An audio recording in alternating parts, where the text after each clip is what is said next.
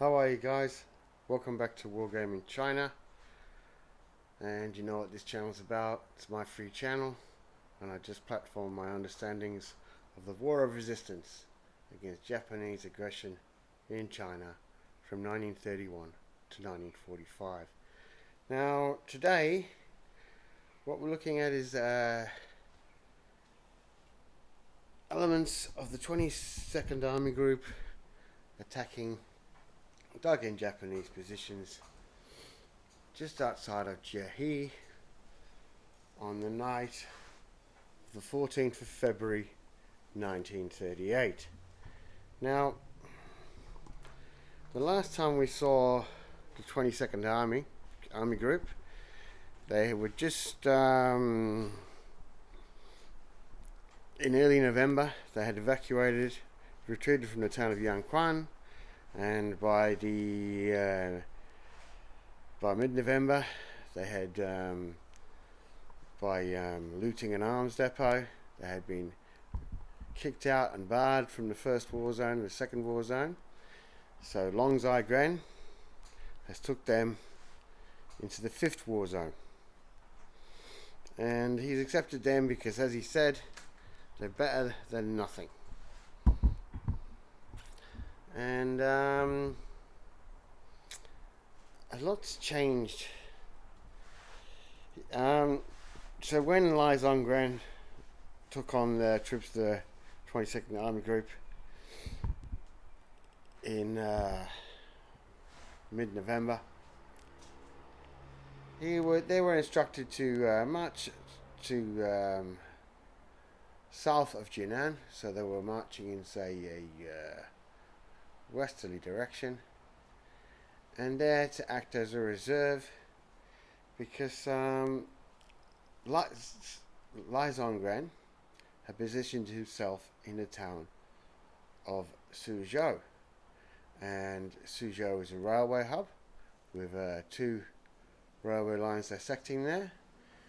One from the Nanjing to Pukuo, and the other one to hang on. Anyway,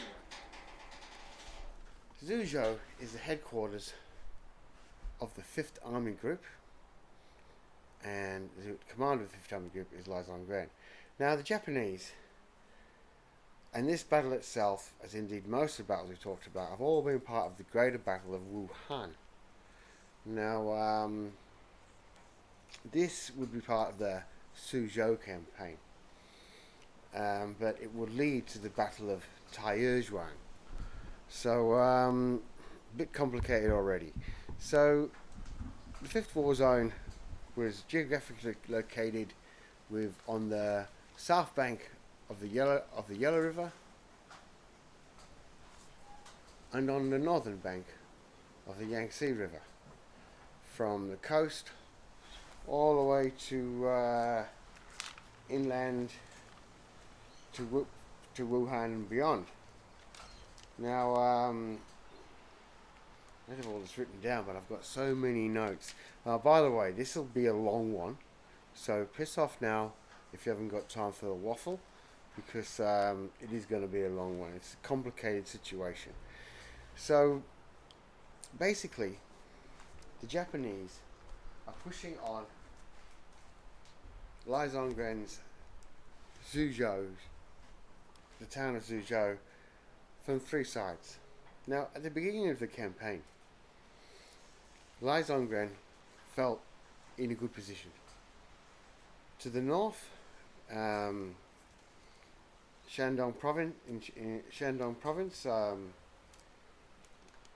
was commanded by Han Fu Chu, who was the second in command of the 5th War Zone, and his forces, although not so well equipped, were well placed to deal with a Japanese thrust across the Yellow River and an attack on Jinan. Now, to Lai Zongren south, we can see that although the Japanese have pushed up the Yangtze River, they have not expanded as far as to threaten him in the south. However,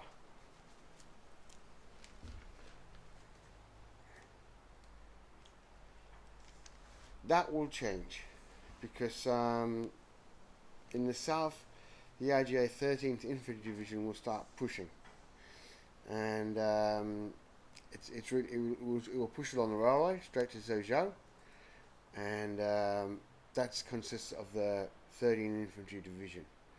Then from the north, we've got he's being attacked because what happened is Han Fu-Chu abandoned the Yangtze, the Yellow River, his Yellow River defensive positions, and pulled his forces back into Jinan. And then following that, when the Japanese had successfully crossed the Yangtze unopposed, he then abandoned Jinan. Now, we're going to talk about Han Fu-Chu as when he was governor from 1932 of Shandong, and he actually seems to have done a pretty good job. Universities, roads, railways, infrastructure. He had improved the province. And you had also seen what happened to cities and towns that fell to the Japanese. It was mass slaughter and butchery. So, could it be that perhaps Han Fu-Chu was trying to work a deal with the Japs without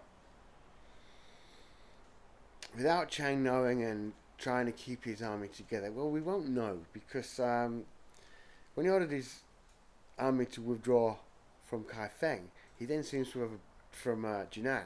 He then seems to have abandoned his army, and we find him in Kaifeng. He fled to Kaifeng. Anyway, 3 days later, he was court-martialed and executed. A pistol shot to the back of the head. And although this helped the Chinese army because warlord commanders would be a bit quicker when they were obeying orders in this war zone under Lai Zongren,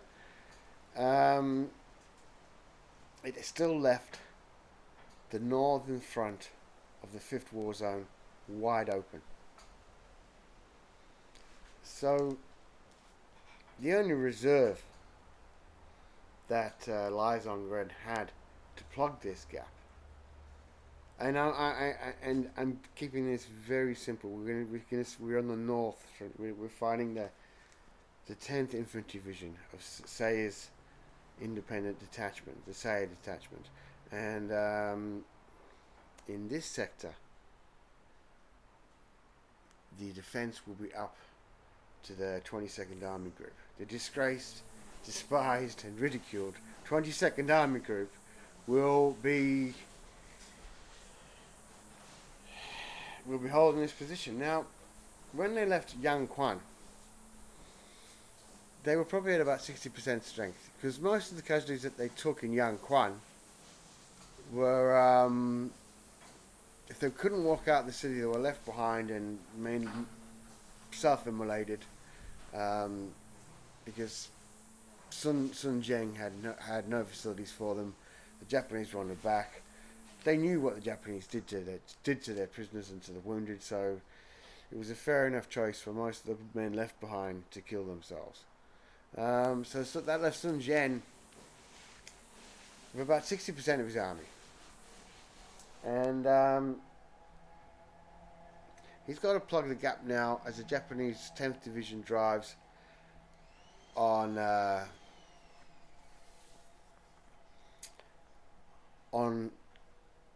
Suzhou via Tengxian, and we're going to follow the 22nd Army in the fighting around Tengxian. Okay, that's a lot of waffles for how we're here, but that's the general situation. Lai Zongren has plugged his northern front with the only forces he can, and these are the 22nd Army Group. Now, the 22nd Army Group does not appear to have got much supplies, and because as it was pointed out, they'd already looted a depot, So why would they need supplies? And they were disgraced. So on their march to their new destination to defend the area around Tengxian, it came as a lovely surprise, like a second Christmas, because the 22nd Army Group got there and there were supplies, actual government issued supplies, and not just supplies. There were heavy weapons, more machine guns, 50,000 grenades.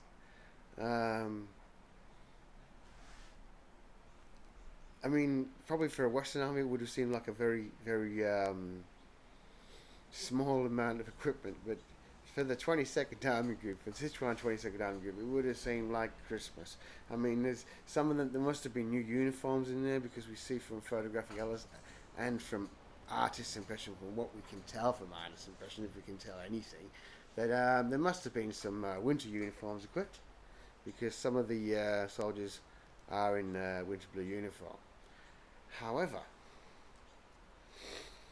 having said that, during their march, and having lost 60% of themselves of their forces, Sun Zheng's 22nd Red Army had incorporated some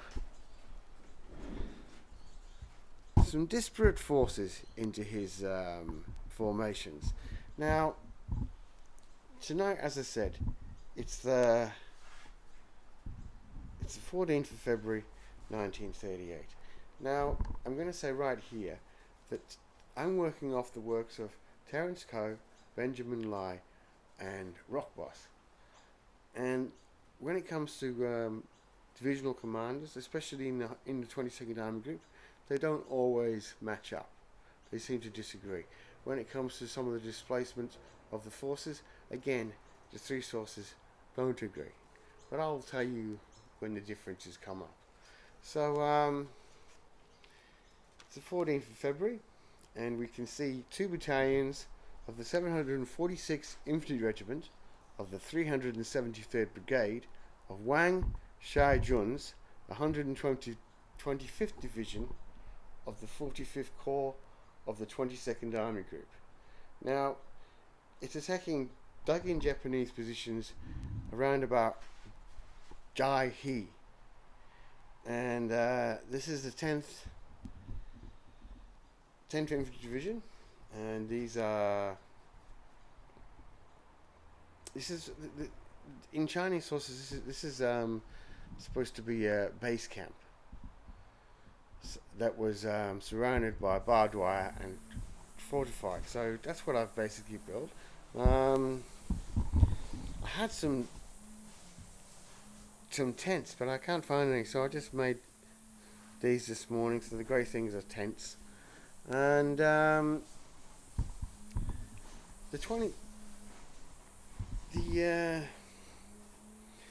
Shijun had incorporated about 700 members of a Red Spear Society into his command, and these 700 Red Spear Society members took part in this night attack. Now, Red Spear Societies were mainly found in northern China, Henan, Hebei, and Shandong. They were formed by farmers and landowners to defend villages against bandits, tax collectors, and warlord forces. Now, tax collectors, you've got to remember, some people in China, some villages and towns, had been taxed 100 years in advance. So it's no wonder that they start to arm themselves against tax collectors. And also the Red Spear Societies were against warlord forces. Now, laterally, and again, they didn't like the communists either. So they were against, they protected the people against bandits, tax collectors, warlord forces, and the communists, and then the Japanese. Now, they were similar in nature to the big sword societies. Both of them formed a large part of both of them, the big sword societies and the Red Spear societies, formed large parts of the anti-Japanese volunteer armies. Now, they're often led into battle by Buddhist monks, and they were on the main armed with swords and spears. Now,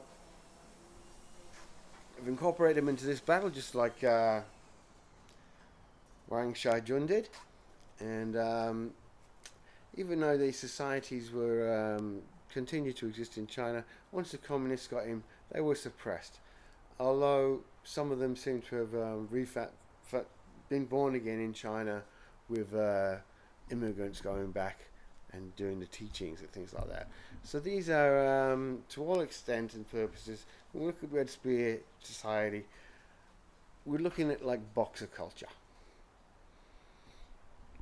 To put it in very simple layman's terms. So what did I use for my Red Spear Society figures?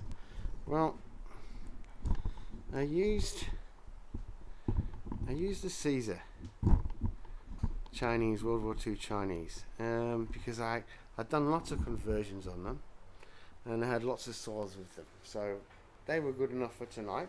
Usually I use these for the 29th Red Army. I put some red banners in there, I don't know, just for effect. I'm going to be reworking this 29th Army and 29th Route Army of Songzhe ones, but that's videos for the future. So right now we've got them as Red Spear Society members, and then we've got 2 battalions of infantry. This is a night attack, and